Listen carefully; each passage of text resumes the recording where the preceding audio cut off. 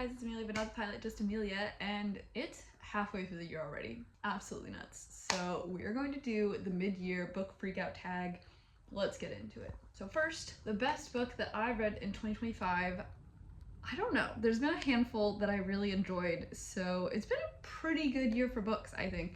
Mainly in January, I read a bunch of really good books. I have this thing, I think, that consistently ends up happening where I wait until the end of the year to read a bunch of books that I really wanted to, or maybe it's because of the way I like schedule which books I'm getting out of the library and whatnot, since I mainly am relying on the library for all of my reads. It ends up that like December, January, I have like done all the things I wanted to do. I've given up on trying to reach certain goals of my book thing, and so I just read whatever I want, and when I read what I want, then it ends up being books that I really enjoy. And I don't know why, psychologically, I don't let myself do that for the whole year. Who knows, guys? Who knows? But I'm trying to read more. One of my goals for the year is to try to read more books that, like, I want to read in the moment rather than, like, schedule ahead. But I do have the problem where I am relying on the library, so I can't sort of just, like, pick up any book immediately when I want it. The best books that I've read so far include, but are not limited to, I loved When Among Crows. That is a Veronica Roth short story. I was really pleasantly surprised by it. It was so good. I also read Ministry of Time back in January, and I really liked that. I'm not a big sci-fi girly, but this was sort of one of my first forays into sci-fi perhaps, and I did really like that as well, including This Is How You Lose the Time War, which is also a sci-fi short story. I've been reading a lot of classic dystopians, if you will, that are very prevalent in the current moment. So I reread 1984, but I listened to the Audible like radio play version with Andrew Garfield, Andrew Scott, Cynthia Erivo, and it was spectacular. So that's definitely one of my favorites of the year. I also read Parable of the Sower for the first time, and also like truly really spectacular. I really want to read more of Octavia E. Butler's books. That was the first one I've ever read. Also, Sunrise on the Reaping came out this year. I literally want to reread it, but I think it would be perhaps too much for me to reread. And then last but not least, I also read Draco Malfoy and the Mortifying Ordeal of Falling in Love, which is a fanfic with Draco and Hermione, and I really liked it. I also read her like published version of it, and I didn't like that as much as the fic, not gonna lie. However, they are two separate books. I'll talk about that later. And last but not least, I really liked Captive Prince. I've been waiting a really long time to read this book series. It's very controversial actually in its approval ratings. I feel like you either really love it or really hate it, but I think there's very good reasons for that. Captive Prince is a fantasy novel that originally started as like a webtoon or something. So those are my tops of the year. If you want more in-depth reviews of each of these books, I will tag below which month I talked about them in with the timestamps and everything, but I will not be giving you full reviews again. The best sequel that I've read so far in 2025 is definitely gotta be Sunrise on the Reaping. I know it's technically like a prequel perhaps, but I haven't read that many good sequels this year. I do tend to read entire series all together, because I get very frustrated that I have to like reread a series to like get back into it. So I usually wait until a whole series is out before I like read it. That being said, I also really liked the second Captive Prince book, Prince's Gambit. I thought it was a great sequel. No notes. I really enjoyed the whole series. A new release that I haven't read yet but really want to is Listeners. It just came out. It's by Maggie Stiefvater. I still don't know how to say her last name. Every time I say it, I feel like someone else is saying it differently. But she wrote The Raven Cycle and Shiver, which I loved. And this is, I think, her first adult novel. It's a mystery set in a hotel in North Carolina, I think. And it's set in World War II. It's a mystery. I think there's dogs in it, and that's literally all I know about it. So I'm not really sure if it's exactly like my taste in books, but I'm keen to read it anyway because I really like the way she writes. So we shall see.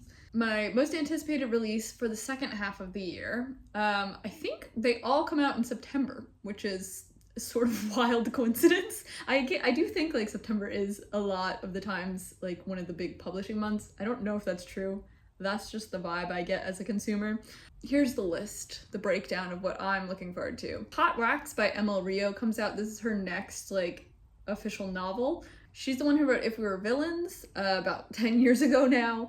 She just came out with a short story. I didn't love it that much, but I have very high hopes for this new book. It's called Hot Wax. It's coming out in September. It is about a band, I think, in the 80s and 90s. It sounds spectacular. That's basically all I know about it. But when she described it when I saw her back last year, it sounded really good. So I'm excited. Next, we have Alchemy of Secrets. This is by the same author who wrote Once Upon a Broken Heart, Caraval, all of those vibes. So I'm not really sure. I think this is a completely new series that she's writing. I don't know anything about it, but I like her like classic young adult fantasy vibes that she brings. So I have pretty high expectations for this one as well. Oh, next, there's another Percy Jackson book coming out. This is the second Nico book. So technically, I think it's not written by Rick Riordan. It's written by the person who's writing the Nico books. And it's called Court of the Dead. And I am a Nico girlie, so I'm very excited for that.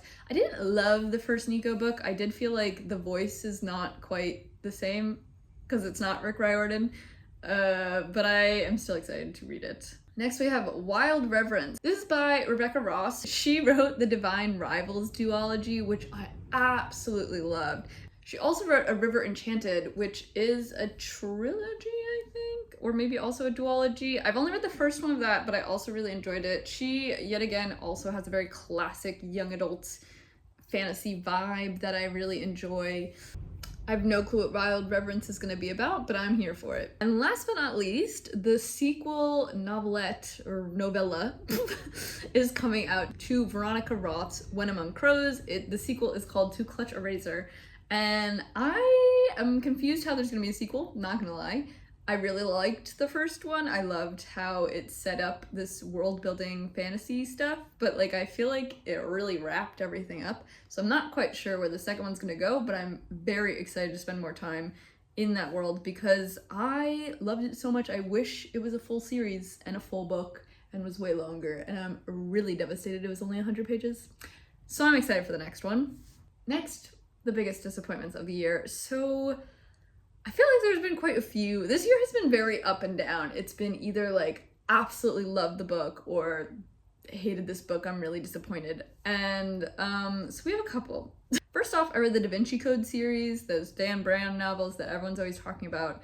Somehow I've made it this far in life without reading them. Everyone's always telling me to read them. Everyone's like, oh, Amelia, you'd love them. You're an art history major. You travel a lot. You'd love them.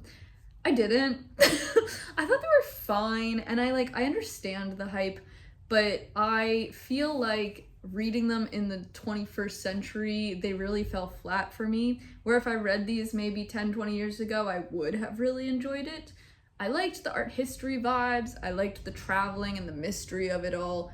I disliked the main character so much. I just felt like he was really like an Indiana Jones without the charisma or like action skills. It doesn't feel believable to me that this art professor could like jump out of a helicopter and like do all these action stunts. Like that just doesn't make sense to me. So I didn't love those, but I did like that they were in places that I was visiting, and I thought that was pretty cool. Because I would be like, I have been there and now I'm reading about it. I also read White Knight this year, which is a really, really tiny novella by Dostoevsky. I don't know how to say the name. And I love classic literature. I've never really delved into Russian literature, and I feel like people were really hyping this one up, and I thought it was so extremely boring and weird. I thought it's not really a love story, and maybe that's the point of it, but I just didn't get it, perhaps. I didn't get it. I also read Otherworldly. It's by F.T. Lukens, who is a queer young adult fantasy, high fantasy novelist. I liked the other books that F.T. Lukens has put out. I don't love them, but I do think they're like very fun, very like niche tropey. The first one I read was like a pirate one, and I was like, perfect. I love pirates. I think there was mermaids in it. It's queer, it's young adult romance, fantasy. Like, it's fun. However, the other ones that I've read now, I feel like every time I read another one, I just get really bored with it. So this one was called Otherworldly. For some reason, I thought it was gonna be like a Yeti story or something to do with snow more, but it was basically like a retelling of like Persephone, Hades, Orpheus, Eurydice type of vibes. And I just didn't love it. I can't really explain why. I will say, I think one of the main contributing reasons is that there were tropes, but then the tropes weren't like leaned into enough. For example, the main character would get hurt, and then we love a little hurt comfort trope, right? But it just wouldn't happen. So it was sort of like, then why'd the main character even get hurt? Like, what's the point? Or like, there's one bed, but they're not both sleeping in it. And it wasn't even like, oh, this is a slow burn. It was just like, oh, none of the tropes are happening. It's just like, we're acknowledging it, and then we're not doing it. And I got bored. I listened to Yes Please, which is Amy Poehler's memoir. I really, really like the SNL memoirs. All of the ones I've read so far by SNL writers have been spectacular, but I just felt like this one fell so flat, and she really had nothing to say, which was really disappointing. Last but not least, I'm really sad to say this, but my absolute favorite author, V.E. Schwab, came out with a new book this year. Oh, this makes me feel so awful to say. But it was a big disappointment for me. It was a good book, don't get me wrong. It's called Bury Our Bones in the Midnight Soil. It's toxic lesbian vampires. That's the catchphrase for it. I had hyped it up so much in my head that I think I disappointed myself, basically. Also, like, toxic lesbian vampires means something completely different to me than it does to V. Schwab. I was picturing like a tropey, twilighty, but toxic lesbians vampires. I don't know why I was picturing that, because V. Schwab has never written something that's tropey like that. I don't know what I was thinking, but I was really excited. And it really wasn't Twilighty at all, obviously, because that's not what she does. It was fun and fine, but I just had such a different like idea of it going into it that I just became really disappointed. Besides that, I will still promote it because it was still a good book. I didn't love it. It's not my favorite book that she's ever written, basically. I just felt like the plot wasn't very action-y, and I do like a more action-y book. And I'm not gonna say anything. We're not getting into this because I actually we have a review video coming out. So check out my June review video. I will fully review it there. I'm so sad. I'm sorry, V. I'm sorry. It was still good. It just wasn't, it's still not my favorite. But anyway, we're not getting into it. We're moving on. My biggest surprise of the year. Okay, so I had a handful of really big surprises as well. I will start with When Among Crows by Veronica Roth, mainly because I really liked Divergent when it came out, and then a few years later immediately realized how bad it was when I watched the movie, which is a horrible thing to say because the book is obviously different from the movies. However, the movies really bring to light how the books are not very good, but they were good in that time, you know? And then since then, I literally didn't realize Veronica Roth was still writing. So I want to apologize to her in this moment because When Among Crows was so freaking delicious and amazing.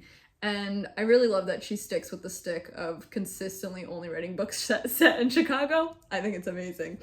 And that was honestly my biggest surprise. I didn't think I would love it as much as I did. I thought it would be like, oh, it's going to be a good book. I've heard good reviews, but like, it was a 5-star for me. I wish it didn't end. Like, I wanted to keep reading it.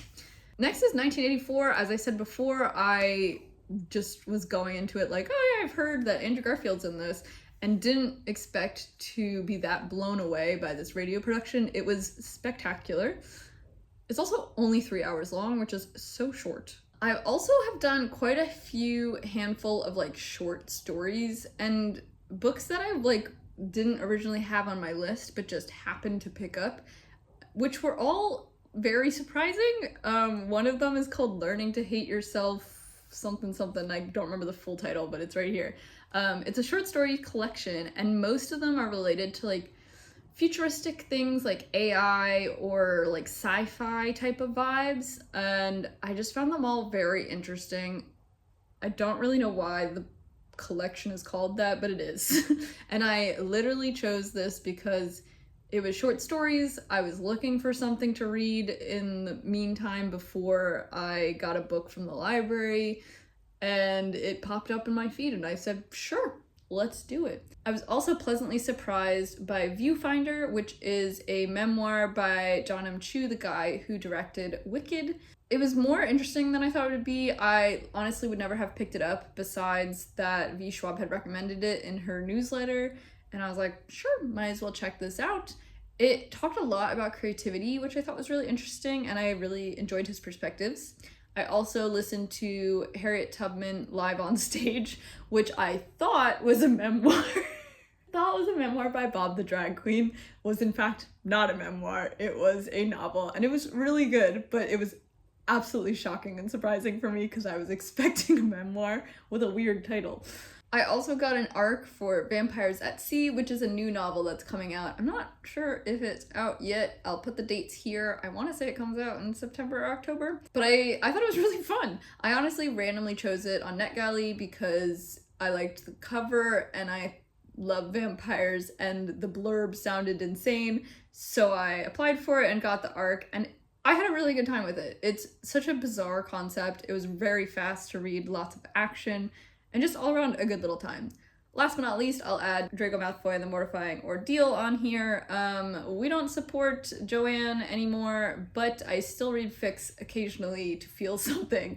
I was really pleasantly surprised by this because I'm not a Hermione fan, and I don't read fics very often, but I like to keep up to date on the fics that like everyone's been talking about. So I thought I'd check this out. I thought it was just gonna be like a classic like rom-com book and it would be like enjoyable but fine, but I really liked her world building and I just found the whole book overall like really enjoyable. Favorite new author I think is Veronica Roth. I was so pleasantly surprised by her novella that I honestly really want to read a bunch of her other books. Besides that, I guess C.S. Pascott, who is the author of Captive Prince trilogy. I know she has one other book out, so I do want to read that.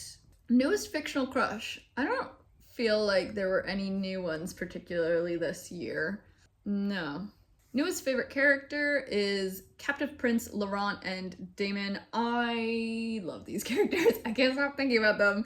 I think they're such a fun dynamic. The world building is fascinating, and I just like them. I like them a lot. And I think they're hot. Book that made you cry. Everything is Tuberculosis by John Green. I knew it would make me cry. I get anxious about medical things, and so I knew this would hit the spot because John Green and I have very similar tendencies.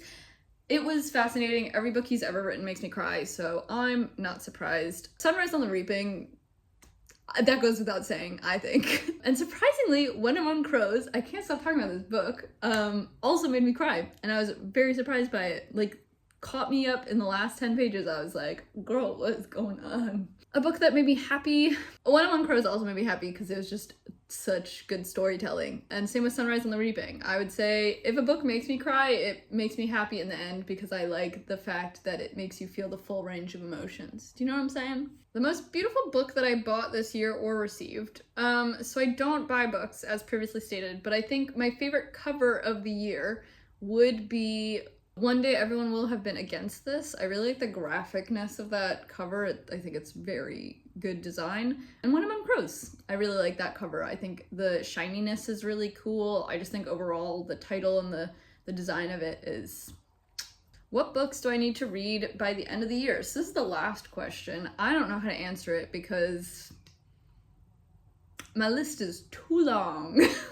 The TBR continues to grow. But as I said, I want to read all those books that are coming out in September. Currently, I am reading Fahrenheit 451. I am reading another Outlander book. I know, I always complain about them, and then somehow I turn back and start reading them again. I don't know why. I don't know what's going on there. I have a little list that I've been using to keep track of books that I like sort of want to read each month. So I'll just read off some of those. I would like to read the Fable series. So I've read the first 2 in this series. I think there's 4 now. It's like a pirate mermaid series, I think, if I remember correctly. And I really enjoyed the first 2, but now that there's 4 of them out, I'd like to finish reading them all. So I am hoping to read those. I would like to read The Knight and the Moth. I've been seeing it everywhere, don't know anything about it, just like the vibes. I want to read the Paladin series by T. Kingfisher. I really liked the one book that I read by her last year, and I want to read more, and I don't know why I haven't yet. I want to read the River Enchanted series, which, as I said before, is by Rebecca Ross. I've read the first one, but I've never read the second one, so I would like to complete that.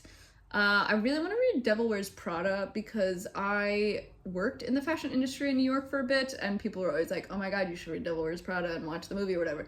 But I never have, so maybe this is the year. I want to read Six Deaths of a Saint. I want to read Dracula. I want to read Eat the Ones You Love. And I would love to read a Brandon Sanderson book this year, maybe Mistborn, we'll see. I also want to read Someone You Could Build a Nest In and Library of Mount Char, which is a recommendation from Carrie Cakes.